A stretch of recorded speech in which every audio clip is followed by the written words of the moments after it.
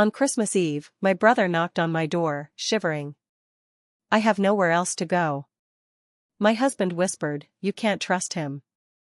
My mother pleaded, give him a chance.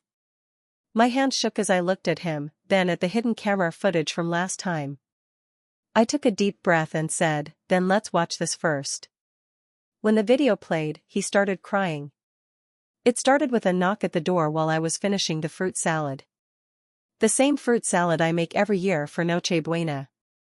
I didn't think much of it.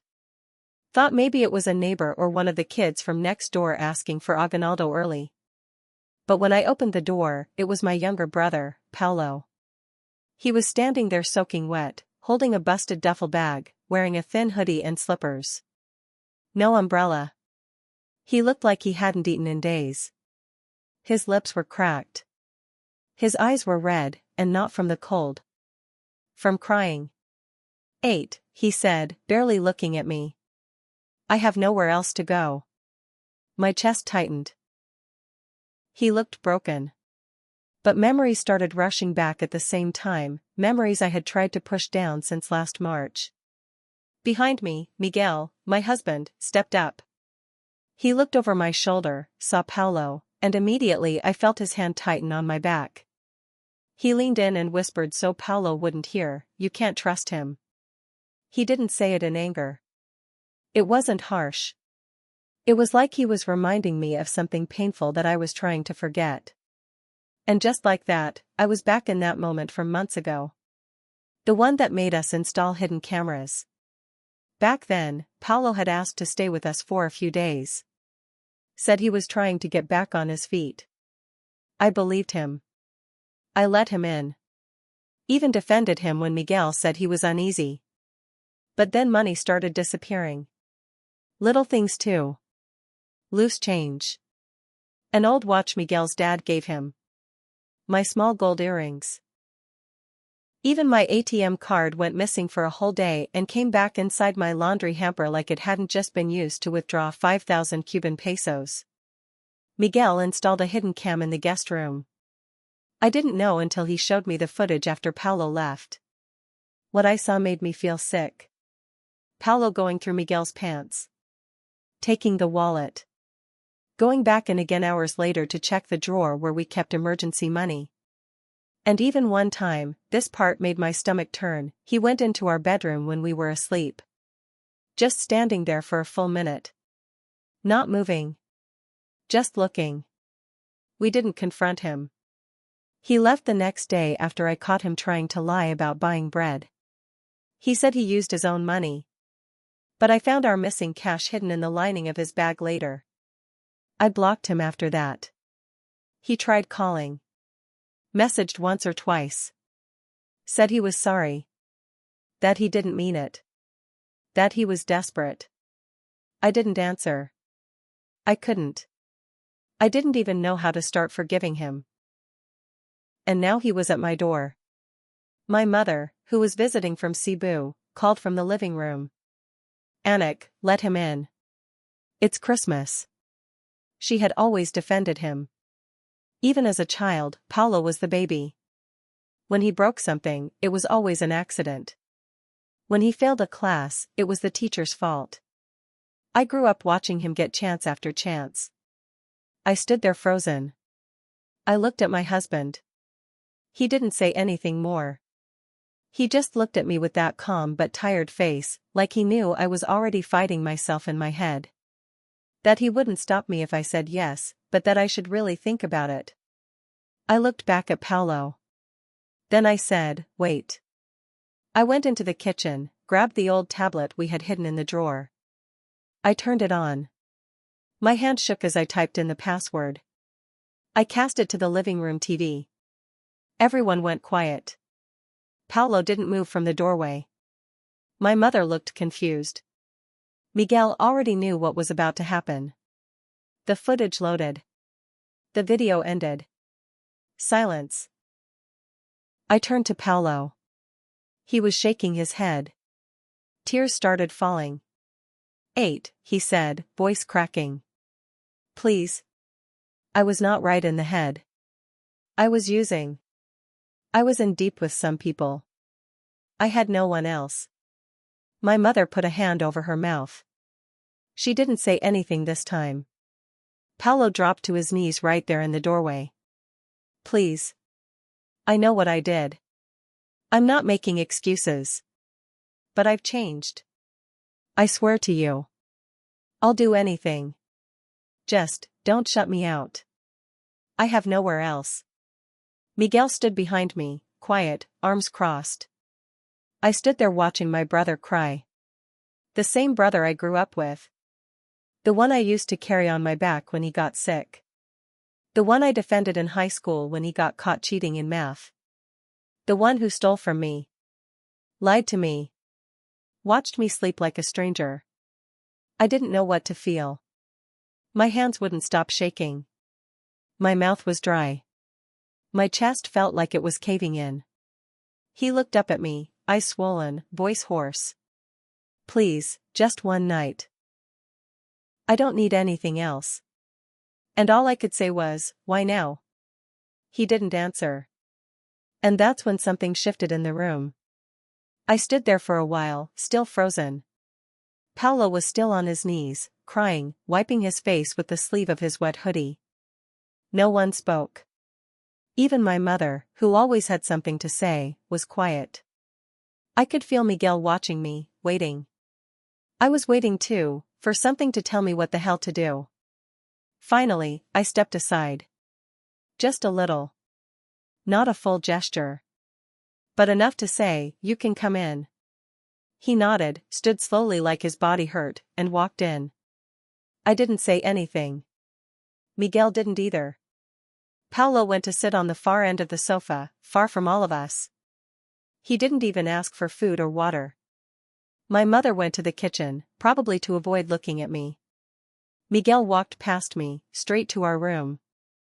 I was left standing in the middle of the sala, feeling like the air had gotten thicker. I made Paolo a plate of food. Nothing fancy, just rice and leftover menudo. I placed it on the coffee table in front of him. He whispered, "Thank you," without looking at me. I sat across from him. "Where have you been?" I asked quietly.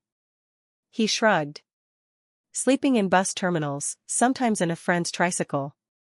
Mostly nowhere." "You said you changed." "Still full."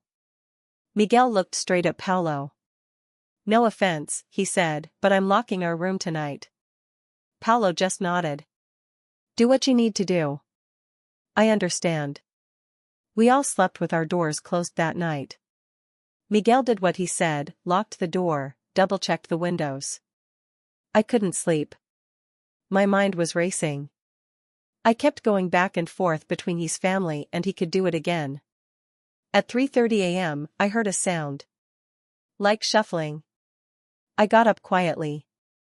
Opened our bedroom door, tiptoed to the living room. Paolo wasn't there. My heart jumped. I checked the bathroom.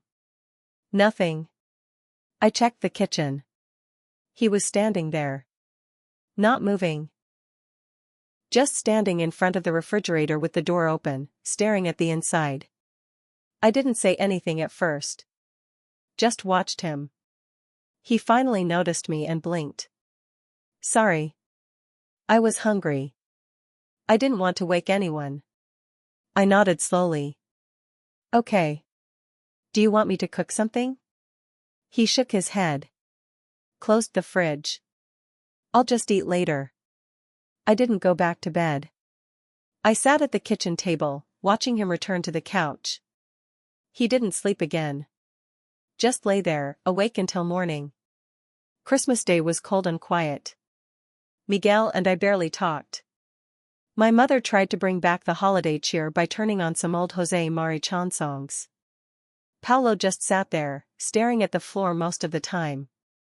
Miguel stepped forward. "Did you take my phone?" "No," Paolo said quickly. "I didn't touch anything." My mother came out from the kitchen. "What's going on?" Miguel pointed to the drawer. "My phone was there last night." "It's gone." Paolo shook his head. "I swear to you, I didn't take it." Miguel turned to me. Check the cam. That's when I remembered, after Paolo left the first time, we upgraded to a better system. This one backed up footage to my cloud. I opened the app. Fast forwarded to late night. Around 3:30 a.m. There was Paolo in the kitchen. Just like before. But before he stood in front of the fridge, he went to the drawer. He opened it. Took the phone. Slipped it into his waistband. I turned the screen to face him. His face went pale. I didn't plan to keep it, he whispered. I just wanted to use it. I swear. I was going to put it back. I don't even know why Miguel stepped forward. You said you changed. I did, Paolo said, tears forming again. But it's hard, 8. I'm not perfect. I was scared. I didn't know if you'd kick me out. I panicked. My mother looked stunned. She sat down slowly. I didn't know what to say. I just stared at him, feeling a cold, heavy anger rising in my chest. You said one night, Paolo, I said. You couldn't even last one night. He covered his face, crying again. Louder this time. I'm sorry, he sobbed. I don't know what's wrong with me. Miguel turned to me. This can't go on. Not again. And that's when Paolo said something that made my whole body go cold. There's more I need to tell you, he whispered, still not looking at us. But I'm afraid. Afraid of what? I asked. He finally looked up. The people I owed. They're not just loan sharks. They know where you live now. I felt my stomach twist. What did you do, Paolo? I asked, my voice shaking. I borrowed money using your name, he said quietly. I forged your ID. I said I was you. And just like that, everything changed. I didn't say anything for a moment. My ears were ringing. My name. He used my name. Miguel's face turned red. Not angry red. Shock red. The kind of red that comes just before something explodes. He opened his mouth, then closed it again. His hands were clenched at his sides. You what? I said slowly, every word sharp. Paolo was crying harder now. I didn't mean to. I was going to pay it back. They said they needed a guarantor, and they wouldn't give me anything unless I showed some kind of ID. I didn't think you forged my ID? I said again, louder. He nodded, covering his face. I sat down. I felt the strength leave my legs. Miguel stood behind me, silent. I could feel his anger vibrating in the room. When? I asked. When did you do this?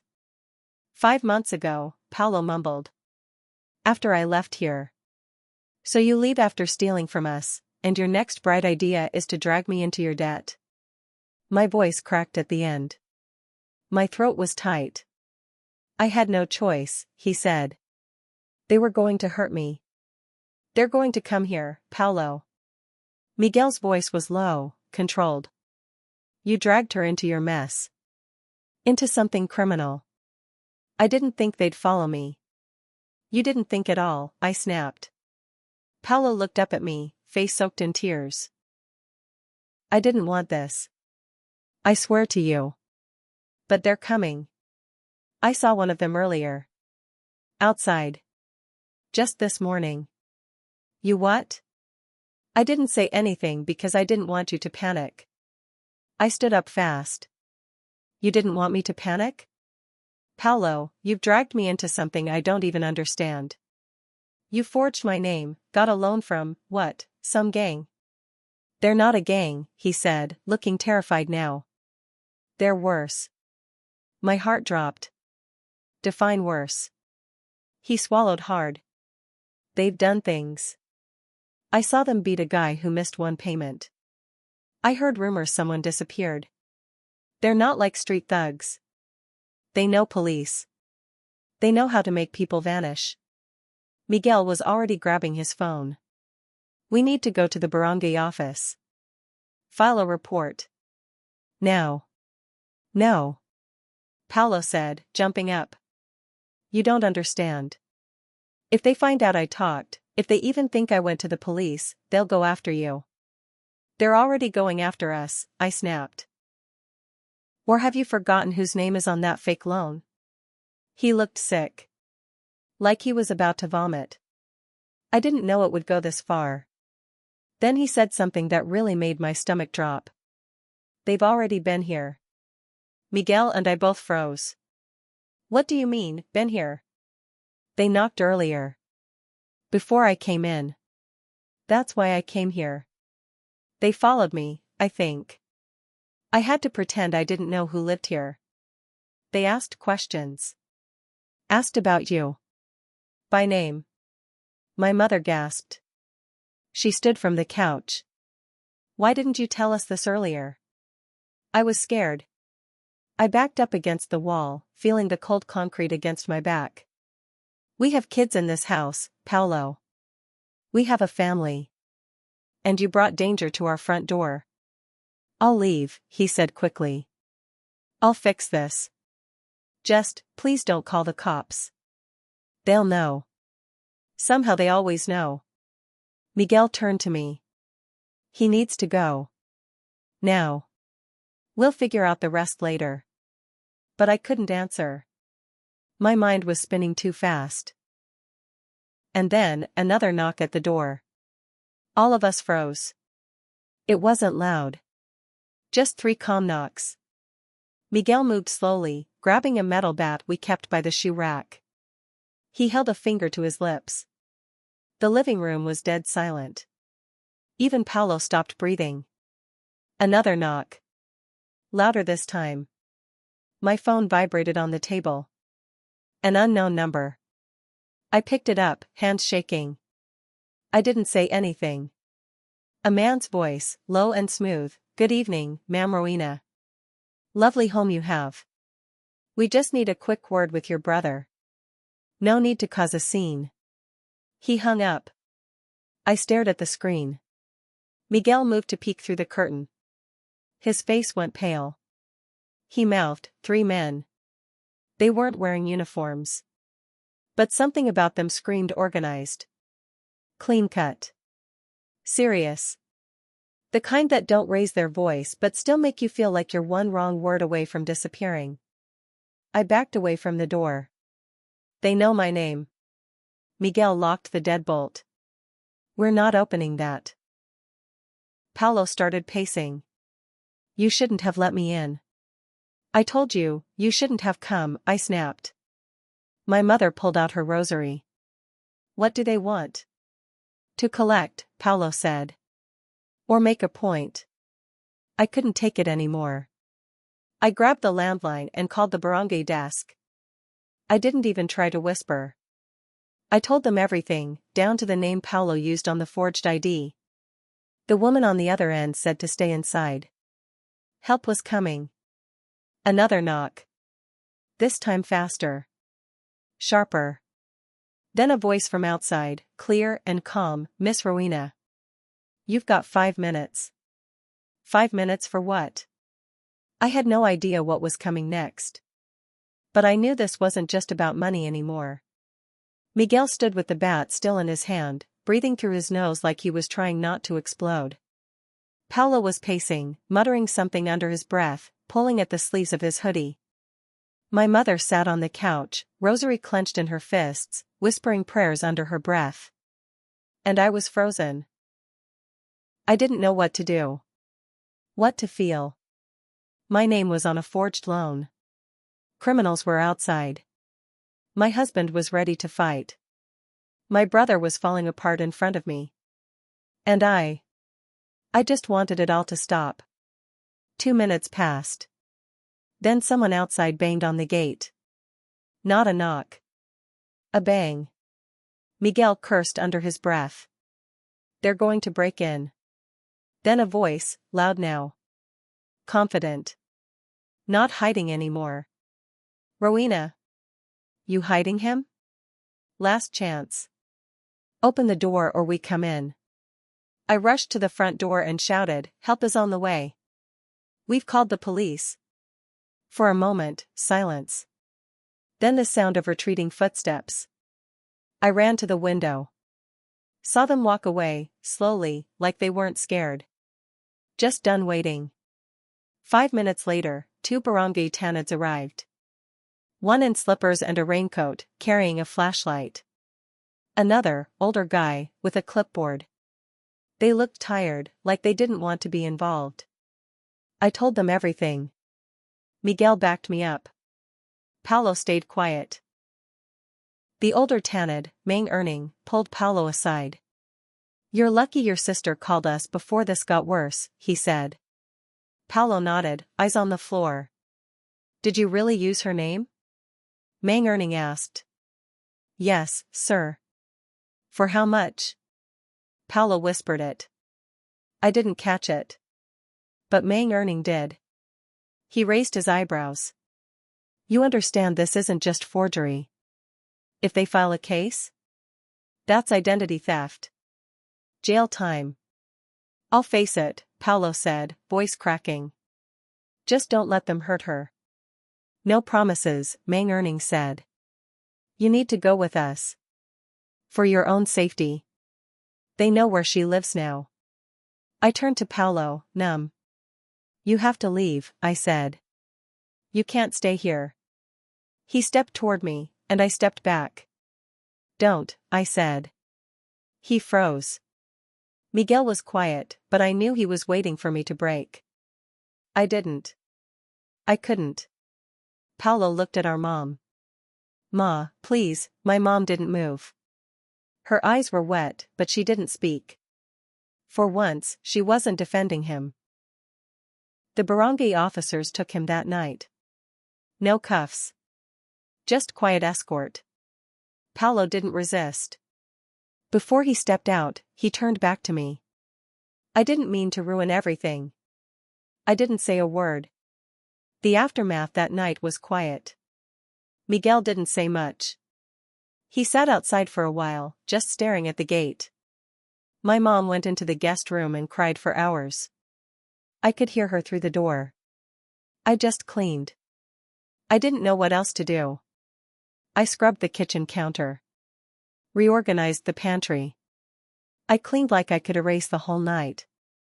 The next morning, the barangay captain came by to follow up. He asked if I wanted to press charges.